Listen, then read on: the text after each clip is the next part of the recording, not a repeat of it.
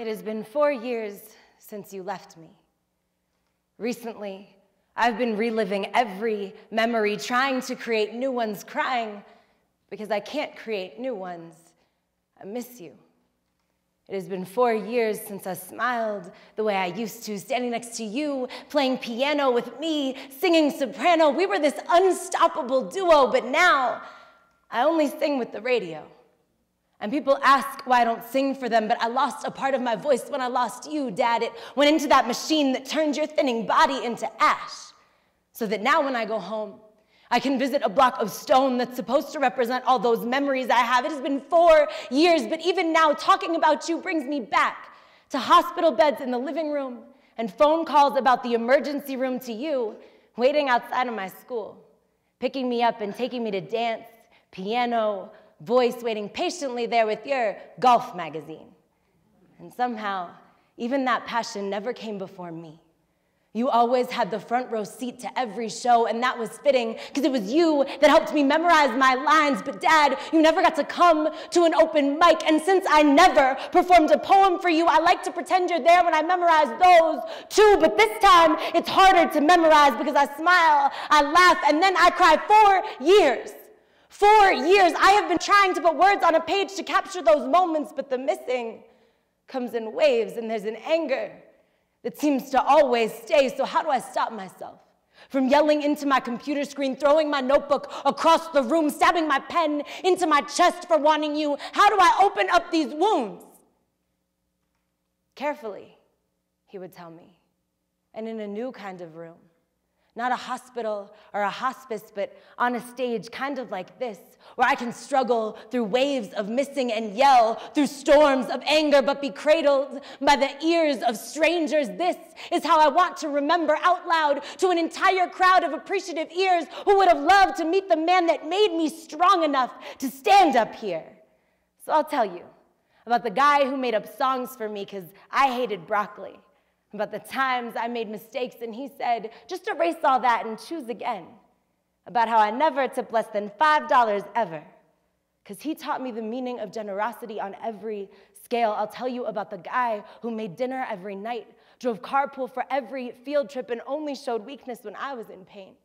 But the man who still blow-dried his hair after chemo, because even cancer couldn't take away that gray. I'll tell you that my dad was the best dad any girl ever had. And yes, he left me way too soon, but someone somewhere needed him. I have to believe that's true. So Dad, wherever you are, I hope that you can hear this now. Every time I perform, I take a moment to tell new people that I am who I am because of you.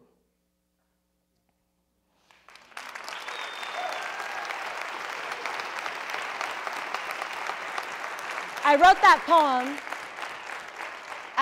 poem 2 years ago. It was the first time that I wrote about losing my father, and it was really hard to open up those wounds again. So today, I want to talk about the spaces that gave me the opportunity to be that vulnerable. Think about the last time that you met someone new and had 5 minutes to talk to them. Maybe it was at work, maybe it was here at TEDx or at a friend's dinner party. What could you tell me about that person after the first 5 minutes? Maybe where they work, or if they have kids or not, where they live, surface level kind of biographical information. Now imagine taking that person to an open mic, hearing poems like mine and other poems performed there. The thing about an open mic is that it creates a deeper connection with everyone in the room. You all already know that I lost my father to cancer, that he was one of the most influential people in my life, and that I never tip less than $5. So if we go out to eat, I'm gonna make sure we tip well. You know those things because I was provided that space to be vulnerable at the open mics I attend. So today, I want to challenge all of you, especially those of you who are looking for a new kind of belonging, to find an open mic in your community. There are music open mics, storytelling, comedy, poetry, all different kinds of open mics to choose from. Go find one. Attend at least 3 times to kind of get a feel for the space and see how it changes. Now, if any of you are organizers, I'm going to push you a little bit further. Maybe you organize your office party, or you're running a conference. Maybe you're even the person who has people over at your house all the time to hang out. Next time that you're running an event, think about adding a space for people to share creatively.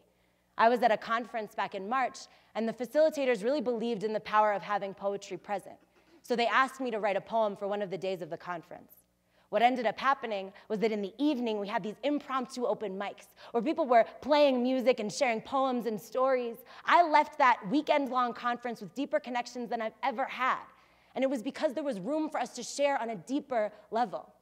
So please, go find an open mic or create one yourself, because I guarantee you will also find new and deeper relationships. I want to close with the poem that I wrote for that conference.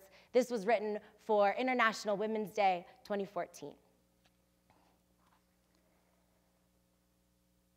It's New York City, 1908, the garment workers strike. 15,000 women are marching for voting rights, shorter hours, and better pay. It's February 28th, 1909. The United States honors this strike in the first National Women's Day. It's Copenhagen, 1910. Clara Zetkin seconds a proposal for International Women's Day so that each year women will have the chance to speak their demands. The decision is unanimous. No date is chosen, but in 1911, on the 19th of March, more than 1 million women in Austria, Denmark, Germany, and Switzerland rally for the right to vote, the right to hold public office, the right to work, the right to vocational training, the end of discrimination on the job. From 1973 to the 1990s, women in Chile fought daily. Their grassroots movements, much like our movements, inspired hope for equality. In 1997, I went to Take Your Daughter to Work Day.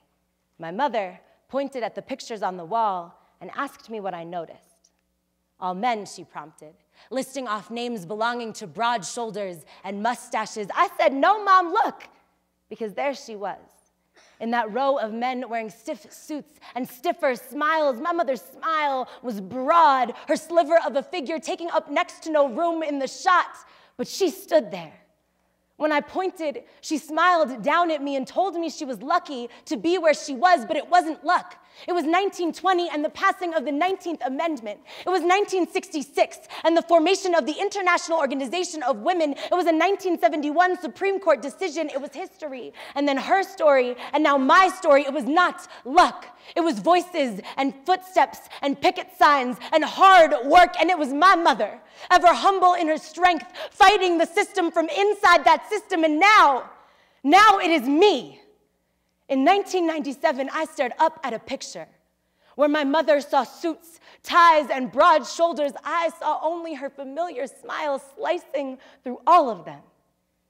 And until every daughter gets to look up at a picture like that, we need to keep breaking barriers, shattering silences, celebrating, and creating demands so that one day, maybe my daughter will look up at a picture of me and ask, hey, Ma, where are all the men?